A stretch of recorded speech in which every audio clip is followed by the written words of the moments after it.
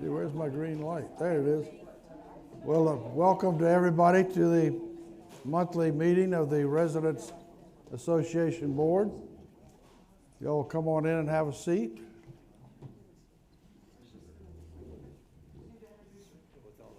Okay, good. Before we have a moment of silence, I'd like to read an email that I got from Sharon Schachter, our board president, yesterday. I know most of you have probably heard that she's had some medical issues, and so let me read what she has to say about that. This note provides a brief explanation of why I'm stepping away from my role as president of the Residents Association Board, and a few of my thoughts to leave with you after half a year of service. I have been diagnosed with cancer that is treatable with hormone therapy and targeted immunotherapy. It will take me a very long time to rebuild my immune system, as I have been in the hospital multiple times in the past few months. So I need to stay away from large groups of people to protect my health. I know you'll understand why you haven't heard and won't see me on campus for a while, and why it's not easy for me to have any visitors yet. Now for a few expressions of emotion, as it is not easy to abruptly leave, to stop doing things that I have enjoyed and meeting so many people who are energizing and want to make LVE all it can be. Even though I have not worked with many of you individually, yet I had plans to get to the district and community committee meetings this year. All the district representatives and committees are doing such valuable work through their volunteering, and I admire them. And there are projects that I wanted to initiate with my colleagues on the executive committee. They have been very able officers and continue to improve LVE. And to the executive committee, it has been my pleasure to work with you. We couldn't ask for a better executive director who is accessible, listens, communicates well, and is open to working together for desired outcomes for our community. Thank you, Scott Cairns. And she had a couple of comments that she made early in the year that she would like to repeat again. Look for what's working first before delving into what's wrong. Don't start looking for problems, as there will always be plenty, and you'll get bogged down in the quicksand. Focus on what's working and unleash your energy to fix a few key items that are wrong.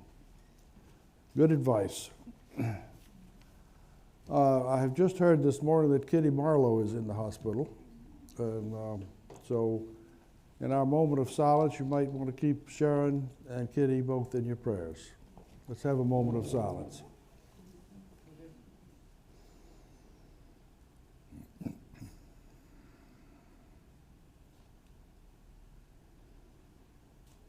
Amen. Okay, I call the meeting to order. Madam Secretary, is there a quorum? Yes, sir, we do. Okay. The minutes for the June 12th meeting have been distributed to all of you. Anybody have any corrections or additions they'd like to make to those? If not, I'll assume they are approved as they have been distributed. Treasurer's report. Good morning. Good morning. Is this on?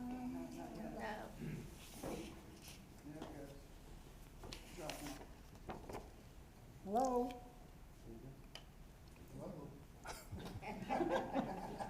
How's this? Yeah, okay. Good morning again. My treasurer's report does not have a lot of activity this month because I have been out of the country. So next month it'll be quite full.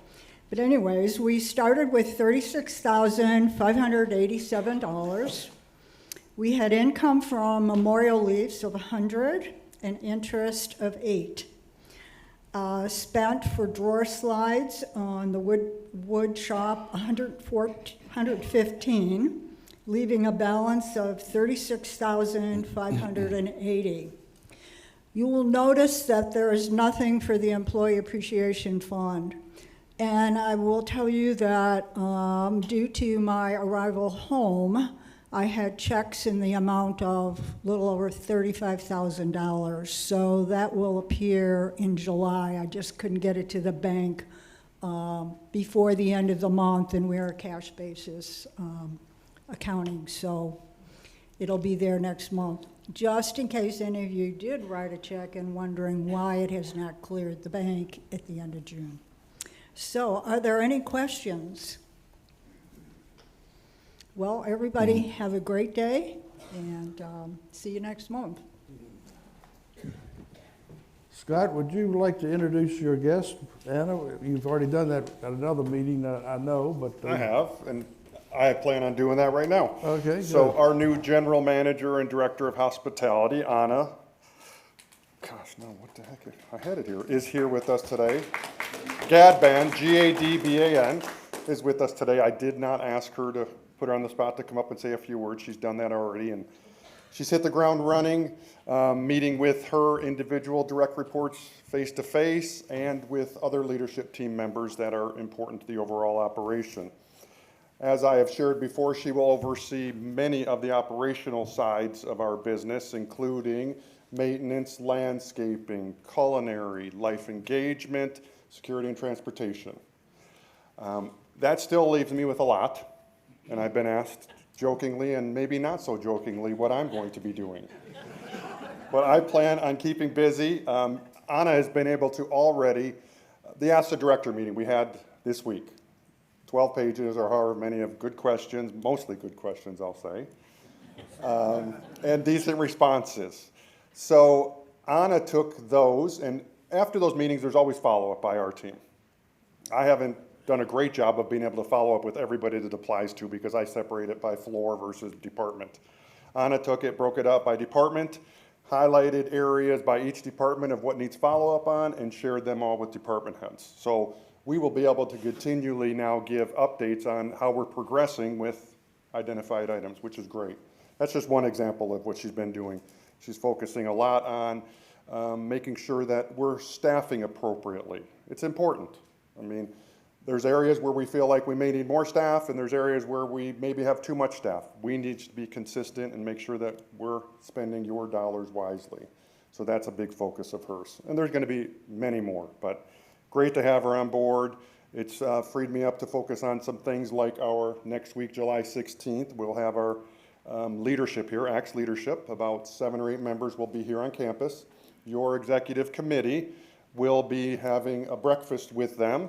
And Chess, I asked for, and Chess gave me a list of topics that the masses would like covered. So I've shared those with ACTS leadership, and those will be some of the topics that are covered at the breakfast, along with anything else we come up with. But I expect that to be a cordial and a productive meeting. They're here to support us within reason, and we need to voice what we need. So I'll be touring them around campus, walking tour and driving tour, to show them areas that I consider to be our highest priority. Some of them are, parking lots, and some are roofs, east and west roofs. So I've got Jack Anthony this weekend taking pictures of the east and west roofs, so I can show them they're in need, with the drone. I'll have a PowerPoint for them to see those pictures. But just continue to move forward, and like I've said many times, it's Anna's and my job to push for things that are needed in our community. There's within reason. So we've got to make the priorities based on resident and team member input, and then we've got to push to get them done. So we're going to continue to do that, and we'll have an opportunity to be face-to-face with them next week.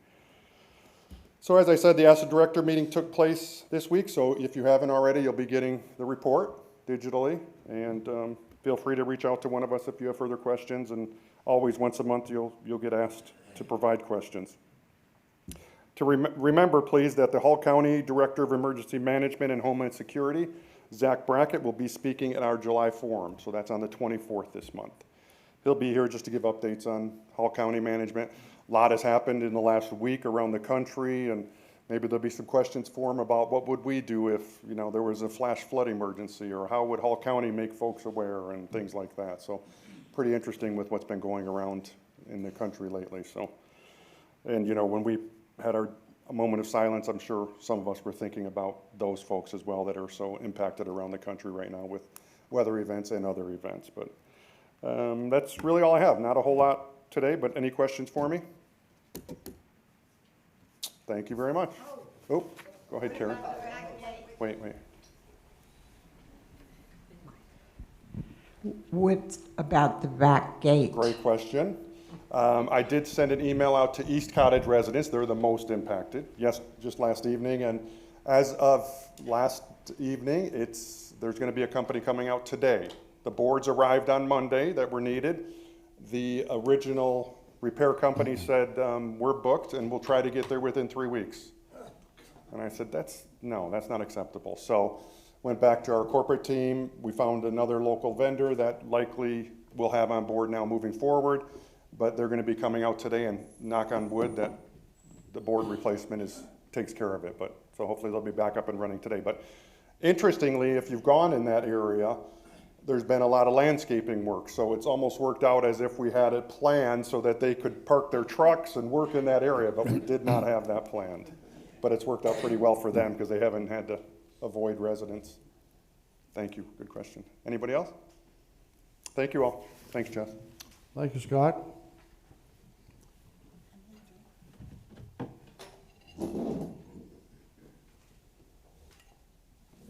See you later.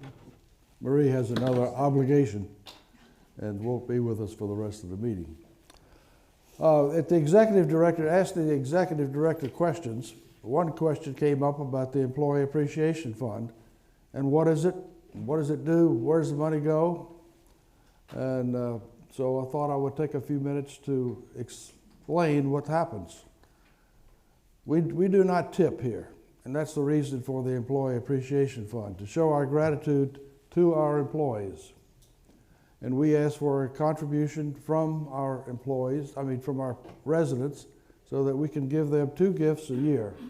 One is at Christmas, and one is if they have a graduation. Now, the graduation is a very minor part of this. Less than 5% of what we give is given during graduation. This past year, we had 22 in May. We had 22 graduates, and we gave them a maximum of $300, and it's based on longevity. If you've been here over 2 years, you're eligible for a $300 check. And the less time you were here, the less money you got. And so we gave slightly less than $5,000, and we're hoping to raise $150,000 this year. So, and we have asked residents to try to average $300 per person towards that goal. Now, we recognize that not everybody can afford that. It's not in their budget. But there are people whose budget is different and they can give more than that, and they have. Those who have contributed, some have contributed double that amount. So it may balance out at about $300. We've tried to get 100% donation from the residents. That has not been successful. 70 to 75% of the residents generally give. So far this year, we've gotten a gift from 134 residents. And the total amount, it hadn't gotten to the bank yet, but is right at $40,000. And we're trying to raise $150,000. I know you folks probably get tired of us asking for money all the time. We got the Samaritan Fund, we got the Chapel Garden Fund. We've tried to kind of separate them this year, but haven't been too successful at that. And so the Employee Appreciation Fund, again, is to show our gratitude to our employees, mainly at Christmas time, with a gift. The maximum that we give a person on that is $599. You might ask, well, why in the world is it that strange number? Well, ACTS Corporate interprets the IRS regulations concerning 1099 forms in saying that if you make $600 or more, you have to supply a 1099. And the Residence Board does not want to write 290 1099s to the employees. So we write the checks for $599. It's been at that figure for years, and it hadn't gone up. It doesn't seem to be adjusted for inflation. So the reason for the unusual figure. And again, that is based on longevity too. If you come to work here by February 1st of this year, you're eligible for that amount. And again, it's based strictly on eligibility and not on performance on the job. You know, performance on the job is if they're not doing it, it's up to the supervisor to take care of that, and we don't get involved in any of that. Are there any questions on that?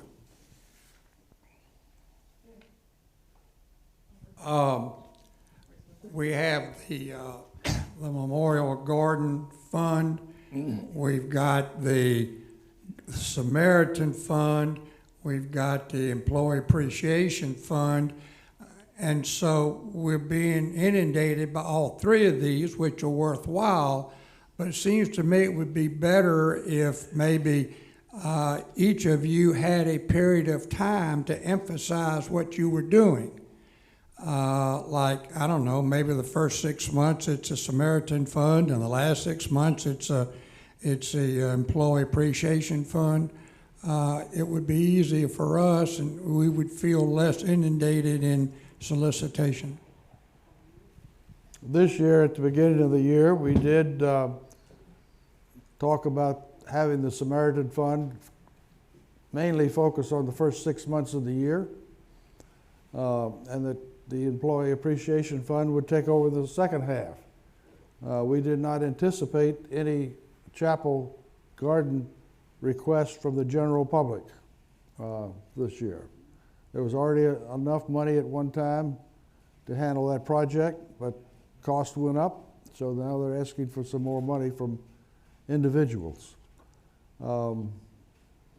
The Samaritan Fund was going to have all their activity in the first of the year. They were going to have a raffle. And Axe said, I don't think that's a good idea, a raffle. So they're not doing that. Instead, they're having a fundraising event later on. I think it's this month. Is Jimmy? August 7th. Okay. Okay. Okay, Jimmy's. I saw you come in over here. That's why yes, Carol Ann.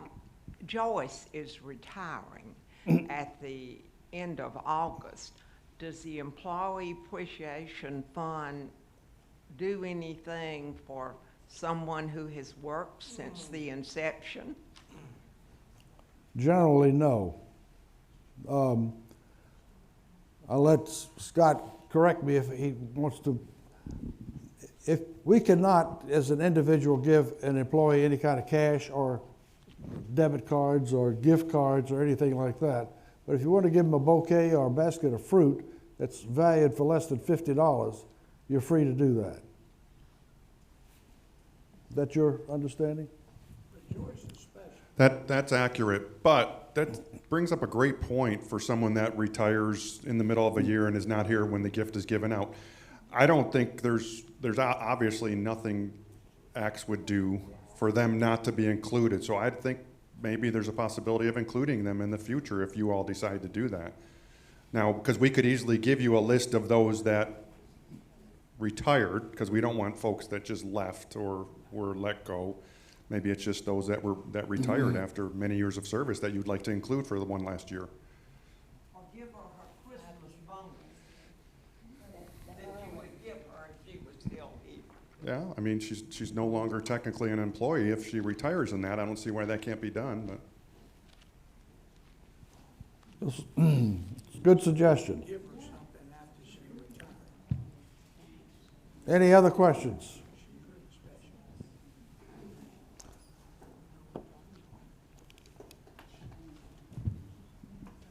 Okay. Bylaws. CW probably isn't here, so I doubt if we have a report. Anybody can report for bylaws? Okay. Culinary. Judy Lee.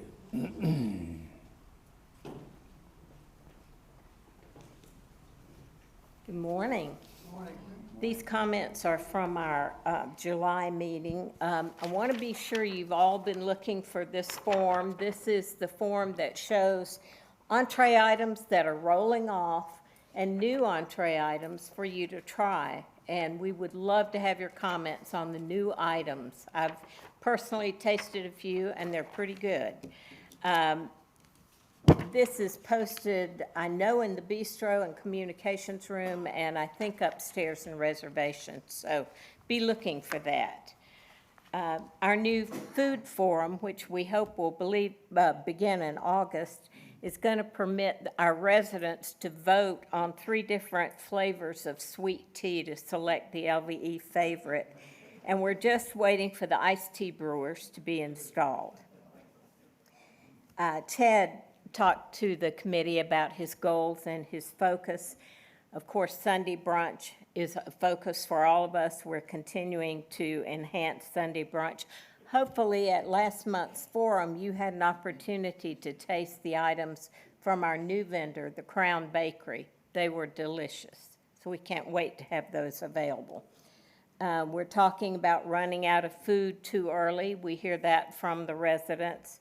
And we're working on communication between the front of the house staff and back of the house staff so that that doesn't happen. And we bring, if it does happen, we bring a substitute dish forward.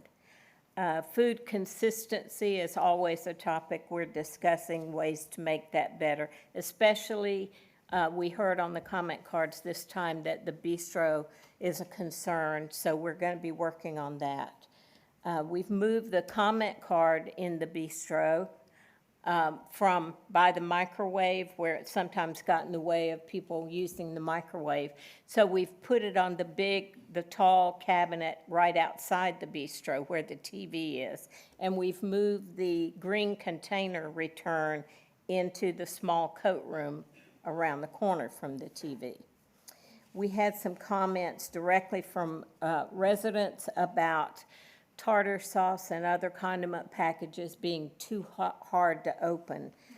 The suggestion was that we put a pair of scissors on the counter, but that's not going to be an option. But we are working on seeing if we can't find some more easy open condiment packets.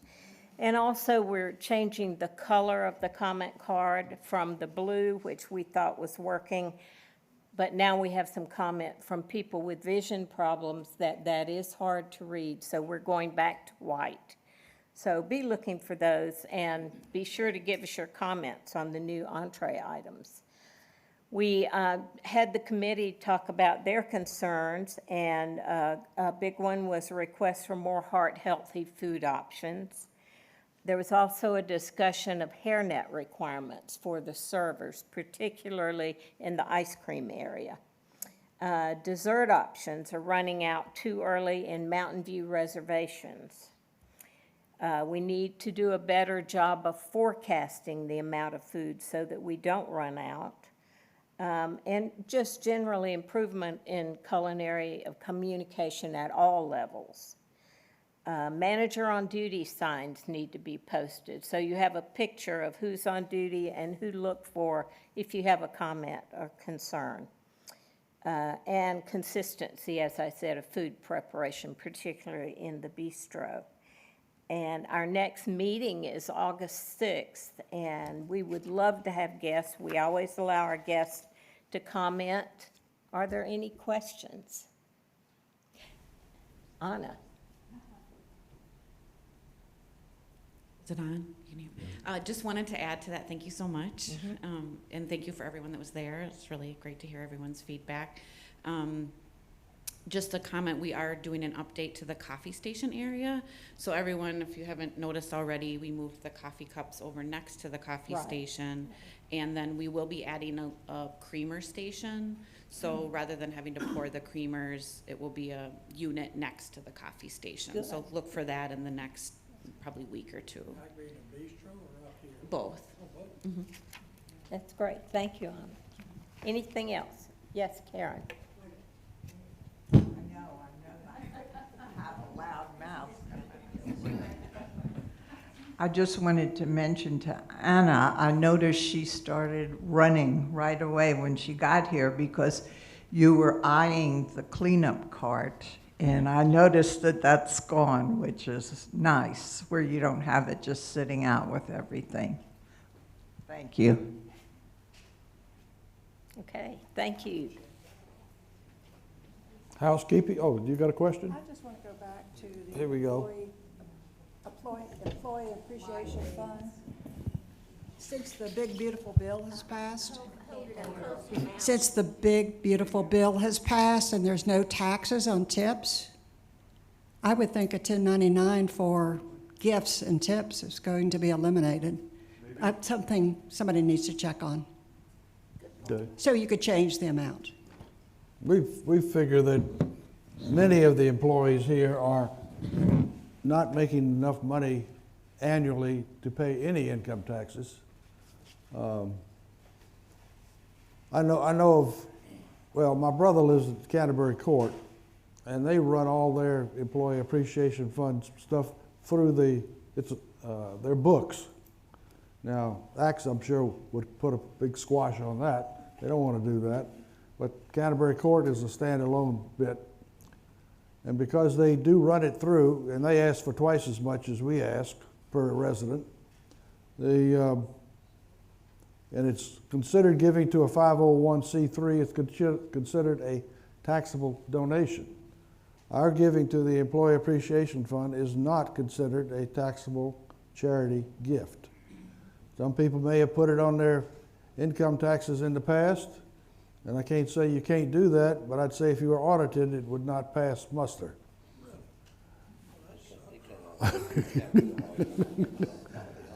And your audit, if you have a financial advisor, he ought to tell you that, or you ought to get a new one. Any other questions on that? Okay, now housekeeping. Pam Ellis. I just noticed that Judy and I look like we coordinate.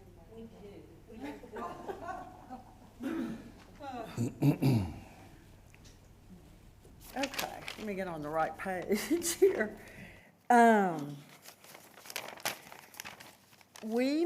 The housekeeping committee met on Tuesday, June 24th, and we were honored to have Scott and Anna join us for that, as well as the usual staff members that come. And we didn't have a lot going on. What came up was deep cleanings, which are annual cleanings, and Lupe reported that 41% of the annual deep cleanings of apartments and cottages have been completed so far this year. So we're halfway through the year, and we've done 41%. So that was interesting. And I'm going to come back to that at the very end. Then there was a discussion about the question in the Ask the Director format about changing the times of your bi-weekly housekeeping. That's come up again. That comes up pretty regularly, that the people that have their housekeeping at 8:30 in the morning, it's usually those people that want it later on in the day. So they're going to review that again, but it can't, anything that we change, as you know, we change the day. Everybody here knows, I don't think there's anybody new here, but we change the day of the week every year. But the time, at least as long as I've been here, has always remained the same. Yeah. They rotate the times? On the times too? Okay. On the time of day also?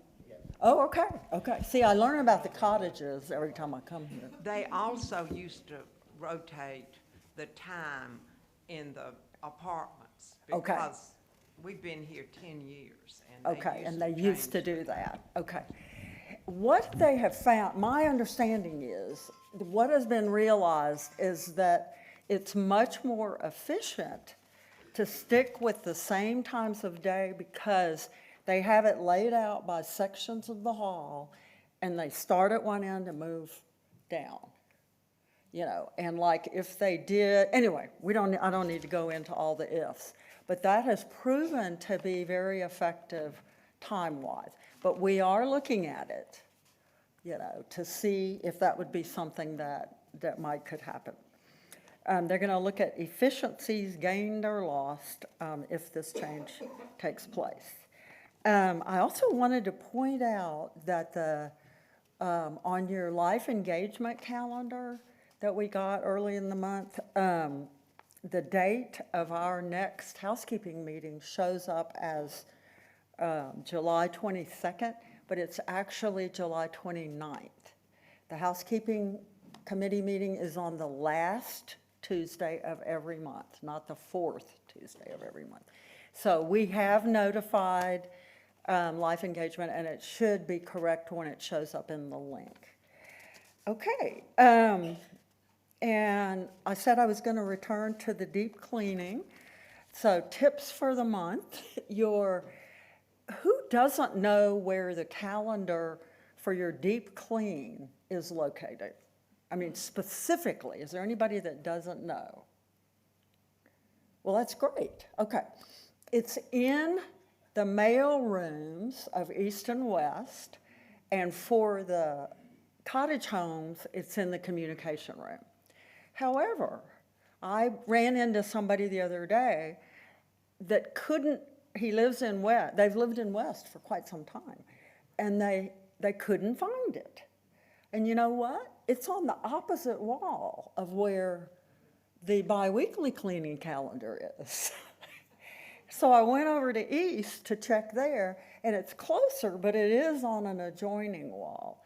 So we're going to address maybe having another sign, because it kind of needs to be on that wall because it's screwed in. If you know, it has a lot of pages. So anyway, if you need help knowing where it is, look on another wall, because it's important that you realize when your biweekly cleaning your annual cleaning is coming up.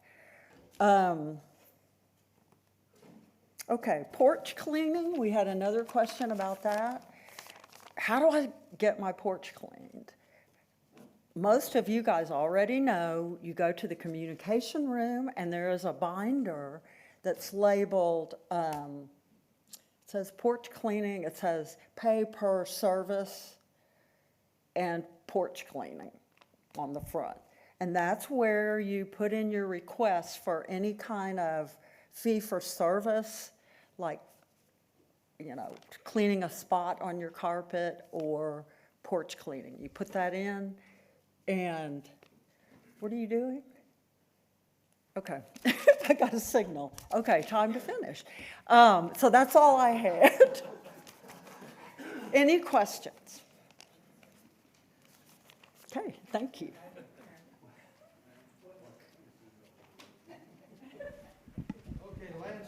I'm just wondering, when do we actually bill for the cleanings, these porch cleanings and the annual cleanings? It shows up on your next statement. No, the annual cleaning, there's no fee. You get an annual cleaning included, so there's no additional fee. But if you have a fee for service, that fee will show up on the following statement. Oh, well. Guess it was free. Your mic will cut off in 5 minutes, so. Okay. Okay. I really don't have a report because we did not meet this month. But Stephen told me that the irrigation is doing great. Hallelujah. And he is planning to publish a schedule of irrigation next week in the link. And we will all be happy to have that. I was in my little area the other morning about 9:30, and it came on, and I got soaked. But thank goodness, that seems to be pretty much solved. They're still having to tweak some places. And he is planning some tree removal this Friday. And I know a lot of people have been waiting on that, but he has to have a number of trees because an outside contractor has to do the tree work. So he saves that up. But that's all I have.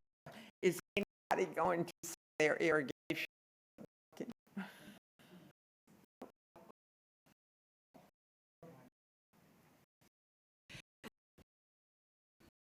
Engineers who program the irrigation for the area said it was based on so many hours interval, that if it was a certain day, then 48 hours later. I'm wondering if that needs to be bumped up, because the law looking yellow, that time frame for at least the next need to be shortened so that we get it.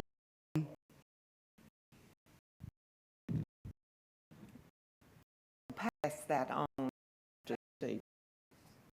Any other? Good job.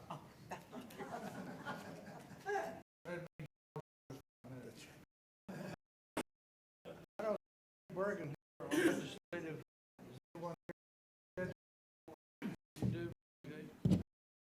Mr. Bergen did go to the meeting at Hall County on Third First Bank.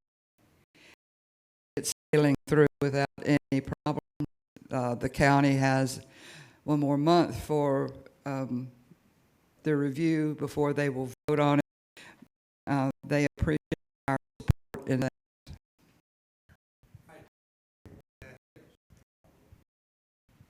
So location-wise, in front of the Wendy's, close to Thompson Bridge, there's a little there.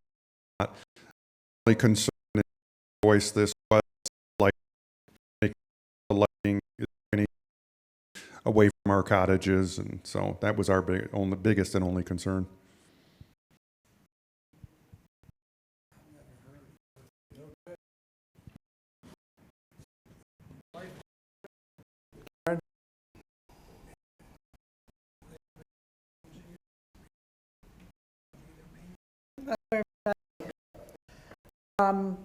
I just got what I emailed. I didn't put in the PR that people were requesting instead of Friday morning coffee. And so another thing is, I think we're supposed to be having class on August 6th at 30, but you should be notified about that. And we're working also on getting, possibly doing a survey, follow up what Karen mentioned, to see how people receive their information so that we know. But you and Vicki did.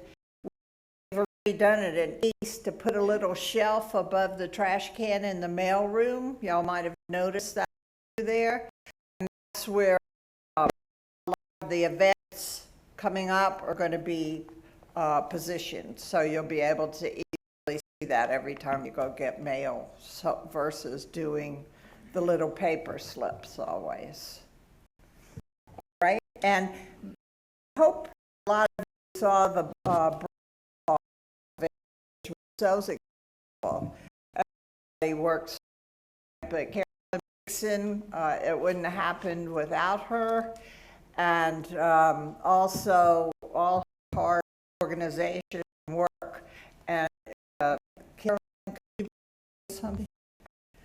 Before Carolyn up there, those wood were built designed, built, shop, and going to be used to.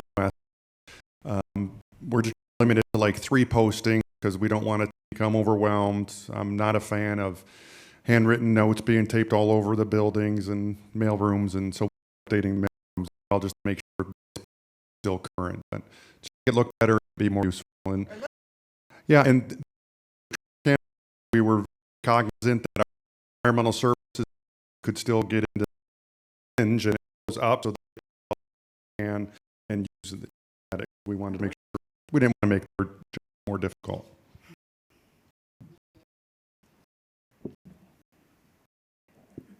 John Ross says, speak close. Sally, would you come with me, please?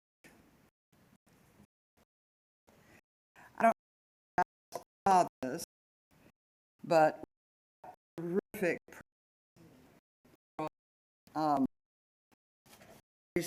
Leo, who is actually contacted the television station, the newspapers, and Sally was my co-chair on the bridal salon at the estate.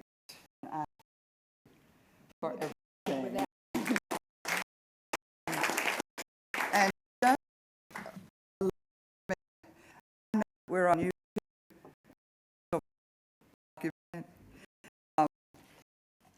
We needed to make sure we had a back in this because lives were changed. Women's hopes were revitalized. Gentlemen got to think about their best day ever.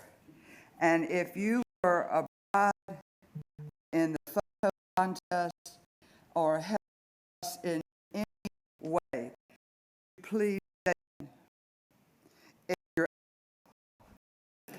look, there's Sue standing, and as Brenda and Justine, I see you standing up.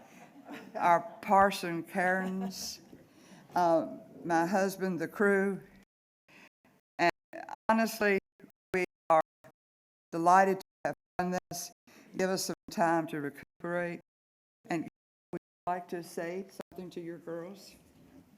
It was such a pleasure and so much fun to think back on those wonderful memories. And it was amazing how so many people still had their wedding gowns, which was great fun, I think, for everybody to see. So thank you for attending. Thank you, brides, for being a part of it. And we're just waiting to see what Caroline comes up with next. Thank you. All right. So you saw a few things coming up, and hopefully y'all are getting your tacky tourist outfits ready, which should be fun, and there'll be a prize. And we are switching the chili cook-off from August because it's a little hot. We're going to switch that to September or possibly October. So we'll announce it when it is.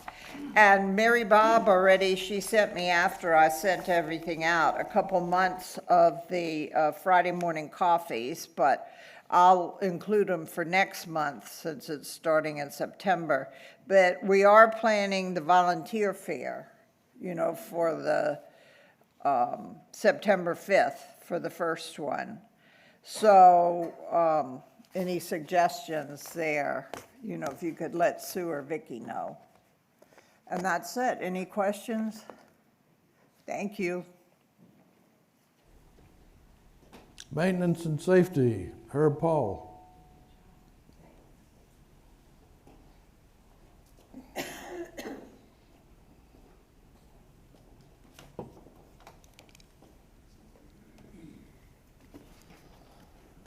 The Maintenance and Safety Committee met on the first Thursday of July, which was the 3rd.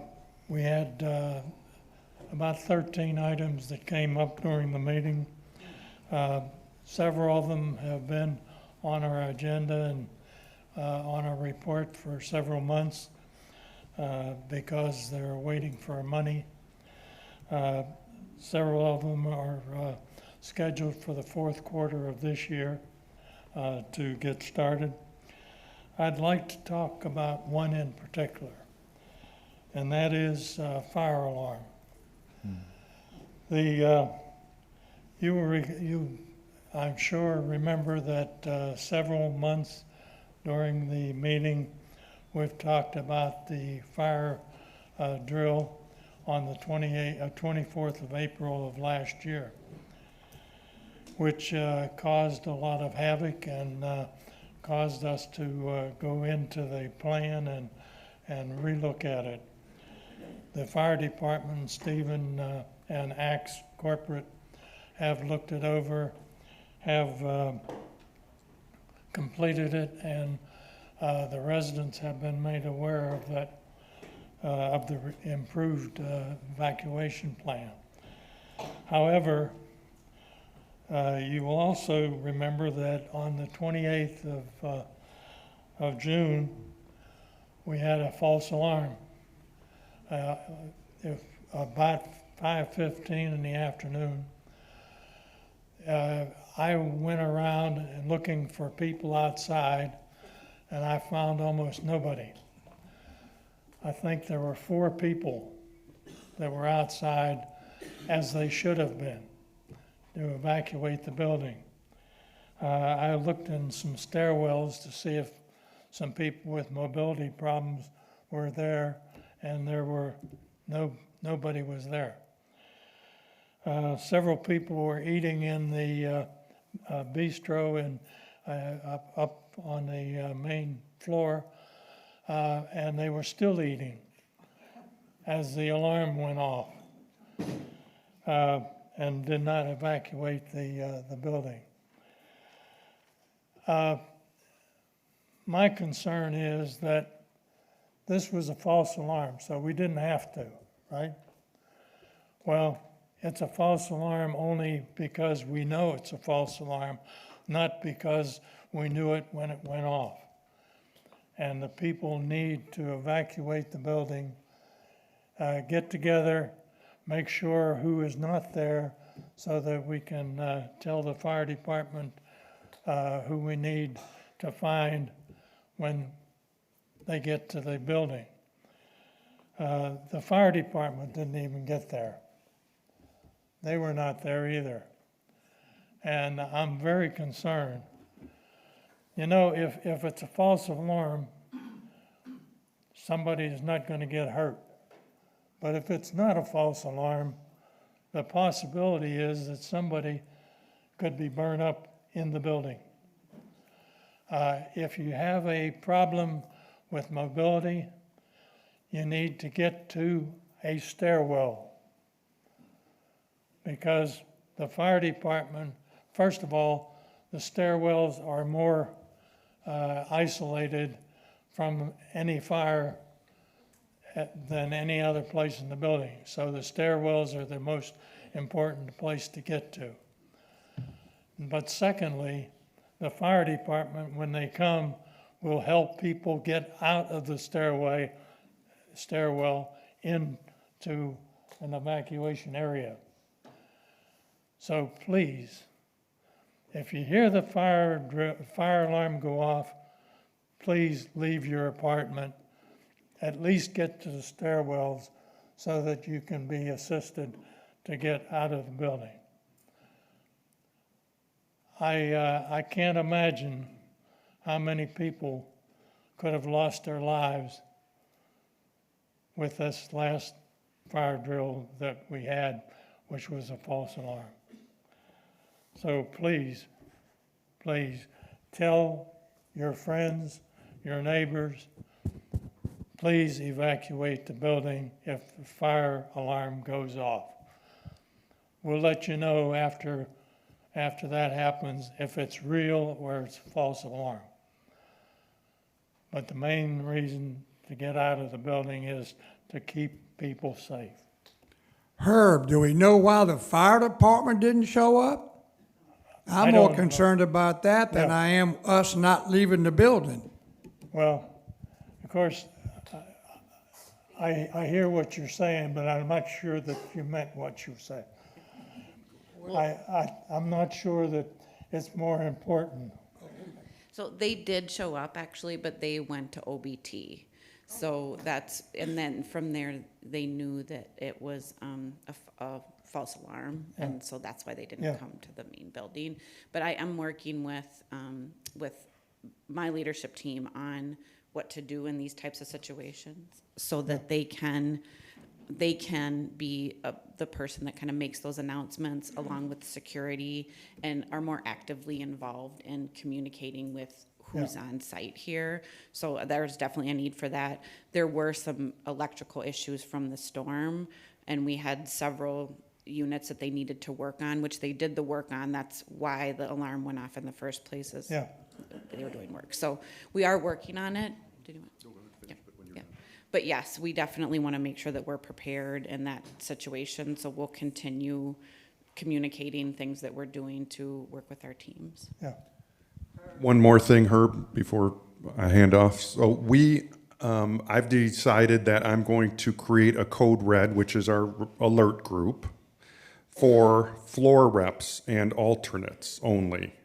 So that on something like this, I can put out a call, or Anna or Stephen or Aaron, to the floor reps to say as quickly as we can, this was a false alarm, so you're aware, and if you're up and around your hallways. So that should help some as well. And other messages that I want the floor reps to distribute, important messages. Is the code red gonna be a phone call or a text? Well, it can be a phone call, it can be a text, we can clarify how it goes out. That's good. I love that idea. I don't know if is this one on? Yes. Okay, on that last false alarm in East, somebody outside said, I called security and they said, oh, it's a false alarm. But nobody notified the general public that it was a false alarm. And this happened to be the son of a resident who called, and he was standing outside telling people, but nobody was notified by security or anybody else that it was a false alarm. And that definitely shouldn't happen, so that's where we're working on that communication process with the team, yeah. Okay, we have one in the back. Back here. So I guess you addressed it, Scott, that we will get like an all clear signal or a false alarm signal when it's over and there's no more threat. Okay.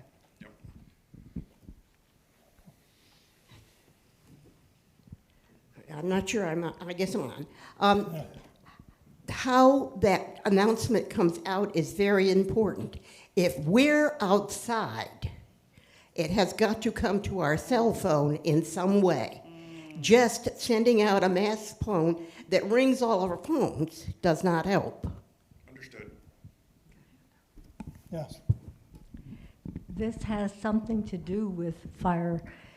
We were away when this happened. When we came back, our fire alarm door to the outside, because we're in the end unit, was closed.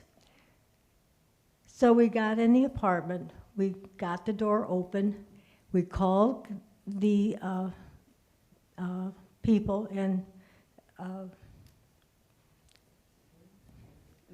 Security. yes, first, and we announced that we cannot get our door to stay open.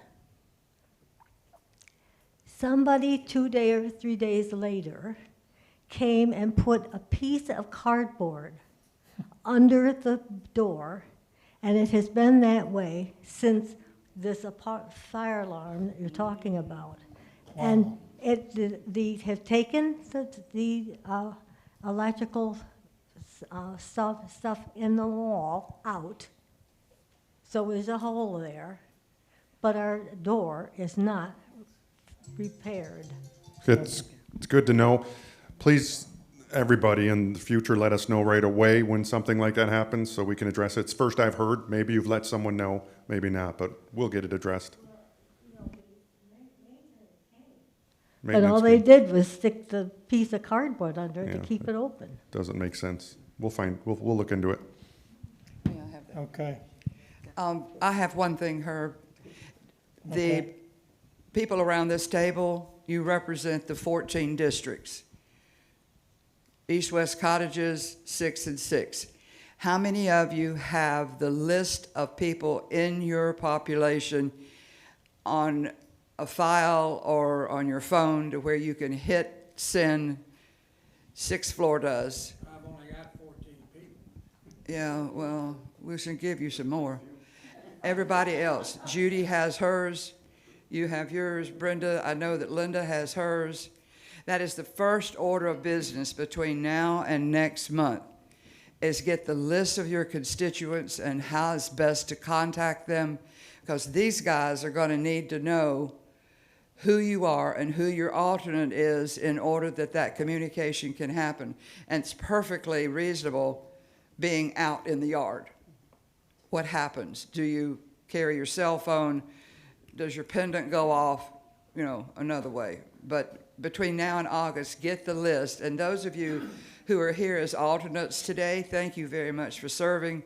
But get your district chair and yourself a list of your constituents and how they best communicate.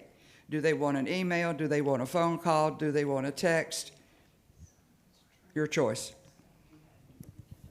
Okay, back here.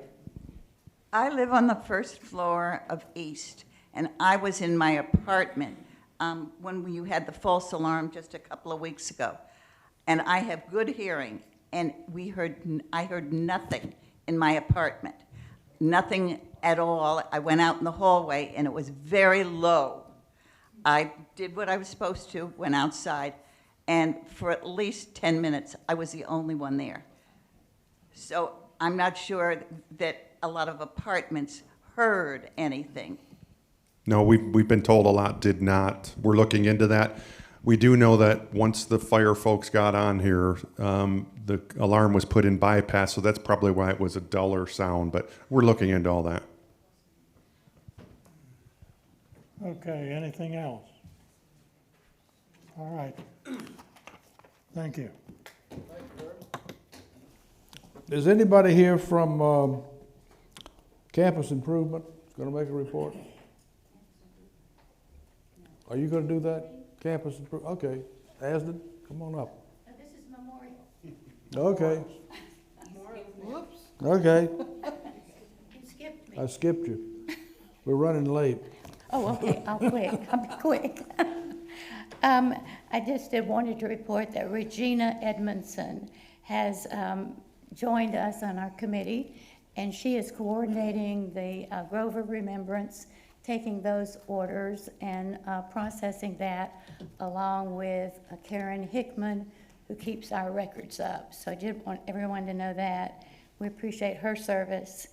And also, Dot Perkle has put things in the link about the Memory Lane Gardens and the things that we do there and the people that are volunteering. The gardens are looking beautiful. Other than that, are there any questions? I was quick. You were. Thank you. Now I'll ask if anybody from campus improvement is here. I don't see anybody. No. Nope. Karen's out of town and Kitty. Okay, Jimmy Faulkner, Samaritan Fund. I will try to be brief, but y'all know that that's difficult for me. Well, good morning. I'm sure many of you know that the week of August 4 through 8 is going to be an exciting week here at LVE, as it will be LVE Cruise Week. Vicki Doherty is planning a fantastic week of fun and exciting events for the whole week. On Thursday evening from 5:30 until 8:30 p.m., your Samaritans Committee will be sponsoring we might ought to call it Captain Steve, cocktail party, but it's a captain's cocktail party, Samaritan fundraiser, and silent auction. The event will begin with heavy hors d'oeuvres and cocktails from 5:30 until 6:30, with entertainment provided by Speakeasy Duo. They've been here times before, and I understand they're fabulous, beginning and running until 8 p.m. Also running from 5:30 until 7:30, There will be a silent auction in progress containing numerous items, including artwork from our outstanding resident artist, as well as photography work from our tremendous group of resident photographers. Items crafted by our LVE woodcrafters, gift baskets containing wine and other goodies created by some local residents, gift certificates and gift cards from local merchants and various departments here at LVE, and last but not least, a Bohm creative nativity scene, ceramic nativity scene featuring Mary, Joseph, and the baby Jesus that's in mint condition. Was purchased in 1979 from Bailey Banks and Biddle for in excess of $400. And an Armani hand-painted plate, also in mint condition, and passed on through 3 generations, so that tells you the age of it, roughly, to the current owner and donor that is valued in excess of $600. The event will conclude with a drawing for a 1-week vacation in a condo at Wyndham Resort in New Bern, North Carolina. All this fun plus fellowship with your fellow LVE residents for a $50 ticket, with all proceeds going to support the LVE Samaritans Fund. So stay tuned for much more information. There are already some save the date posters out, and additional posters will go out very soon. Oh yeah. The tickets are limited, the number of tickets is limited to 180, so get your tickets early and soon. Are there any questions? Yes. All these wonderful items that you mentioned, are they only for people who attend? Or I have found that if you open all those items to other people who are not attending, you might get more money. That's a great idea, but our problem is the entertainment and so forth, as well as we have to know how many people are going to entertain for preparation of the hors d'oeuvres. So we'd love to have everybody come, but we can only have 180 here in the auditorium.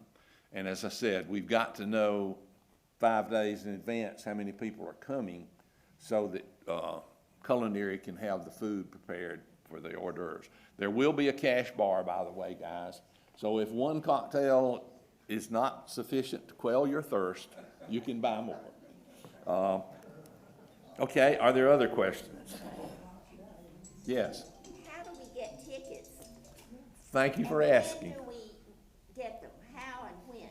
Thank you for asking. I really didn't state that because it draws more attention when somebody from the audience asks. All right. We're doing a new process, and this is Vicki Doherty's plan to try to help reduce the use of paper. In each of the mail rooms, the communication rooms, and most every other commons area, there will be a form. If all the stuff that we need comes in, those forms will go out on Monday.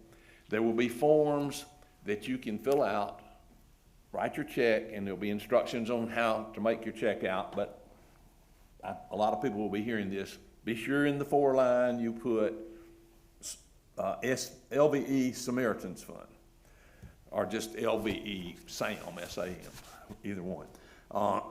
Then on July 28th and 29th, we'll be selling tickets in the Bistro and Mountain View, just as we did for the brunch. That may sound a little confusing, but again, there'll be communication in the link on Channel 900 and posted in many places. Now, to Strother's question, Chess and I talked, as he said, in I guess before the first of the year. And we agreed that Samaritan's Fund would try to have their emphasis on fundraising January through June. When this came up, we're going to have a raffle. Truth of the matter is, this is probably going to work out better for all concerned, especially the charity, because I think they'll get more money this way. But when Vicki announced that there was going to be Cruise Week, then, and I talked to Chess, I believe, about that, we decided to do it on August the 7th. After August the 7th, there will be no other organized appeal to the general, to the 100% of the audience, of the residents here. Isn't that the way we do it? Yeah, right. Yeah. Hey. I just wanted to also mention that you can sign up for tickets. You can purchase tickets on K4. We're doing a tech cafe. We'll start our tech cafe not next week, the week after, the 22nd, 10 a.m. to 12 p.m. And if you come, we'll be doing tutorials on K4 and help you get it set up. And if you'd like, we can also help you get the tickets on there if you want to try it. Vicki will be there to help with that as well. One other thing related to the Captain's Cocktail Party is, we've got food and drink and entertainment and a couple of other things that are big number expenses. I've reached out to a couple of our local vendors that are key vendors for us to ask for sponsorships for all of those, so we've got nothing coming out that will impact what we can raise for the Samaritan Fund. So it's a good thing. I'll keep you updated on that. Okay, other questions?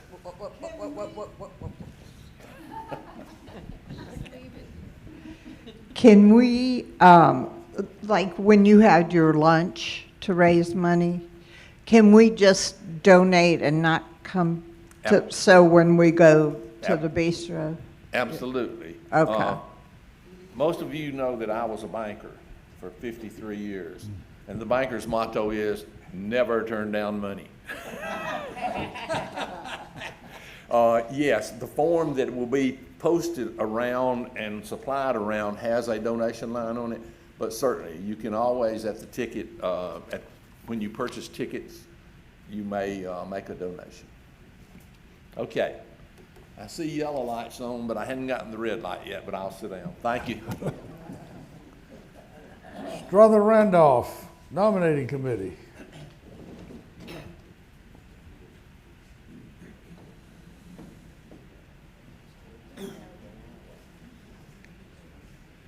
Thank you, folks. I know y'all ready to get out of here, and I hope that being last on the agenda doesn't mean I'm the least important.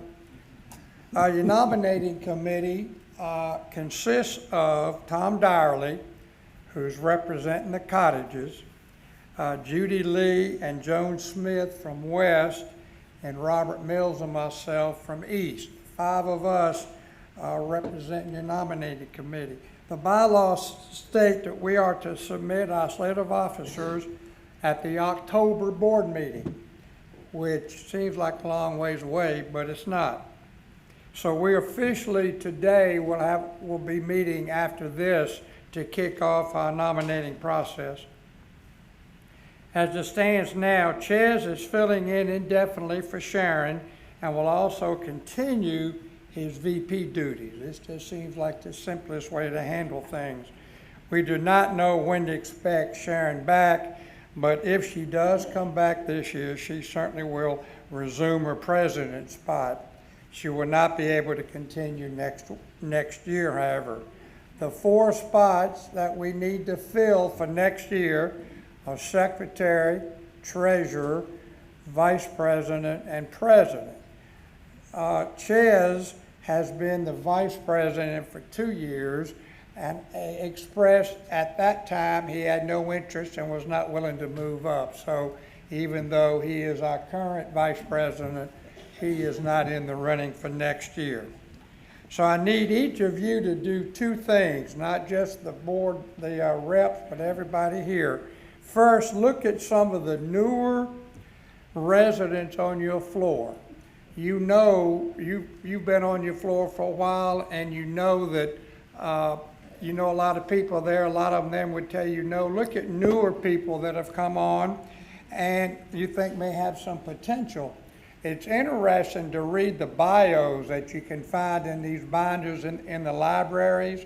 You find a lot of information. So, Ray, if you had a guy on your floor, you said, that guy seems like, he might be active. You can look at his bio, he may find out that he was a CFO somewhere and would just love to be our treasurer. And also, if any of you have an interest, please give us your name. There's nothing to preclude any of us from, even on the nominating committee, from putting our name in the ring. After we've gotten names, we will go through them, and with some good names and a little luck, the October meeting, we will have 4 people for you. Any questions? Thank you very much. Thank you, Strother. Are there any questions or comments from anybody in the meeting? Is there a motion to adjourn? Nominating committee, let's just meet right in this corner over here when we get through here. Okay. Is there a motion to adjourn? All in favor? Stand up and leave. Okay.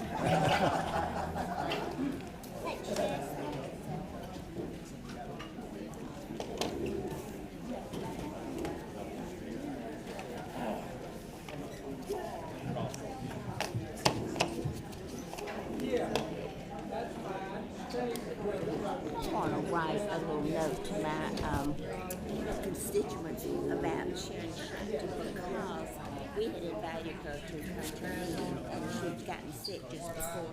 So I kind of want to explain what's happening.